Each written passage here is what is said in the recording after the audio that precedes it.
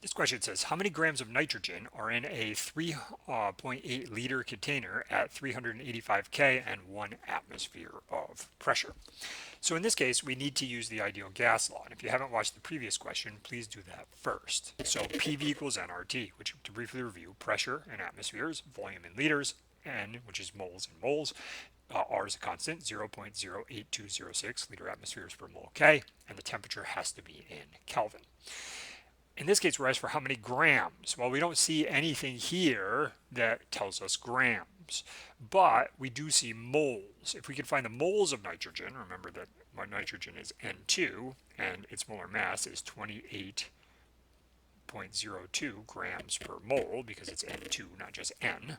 All right, we can use the molar mass if we have moles to find grams. So we want to solve for moles. So N equals PV divided by RT. So we simply just divide both sides by RT and it cancels out on that side. All right, so now we can plug in. The pressure is given to us already in atmospheres. That's convenient. So we can just plug in our 1 atmosphere.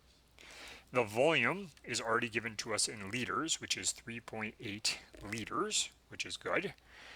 Then we're going to divide by the constant R, which is 0.08206.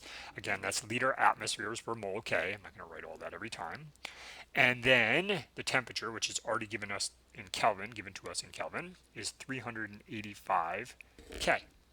When you do this math, you find out that there are 0.12 to 2 sig figs moles of this nitrogen.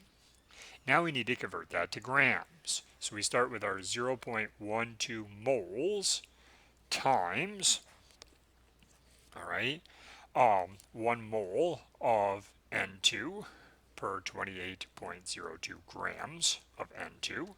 And when you do that math, you find that there are 3.4 grams of nitrogen, all right, in this container.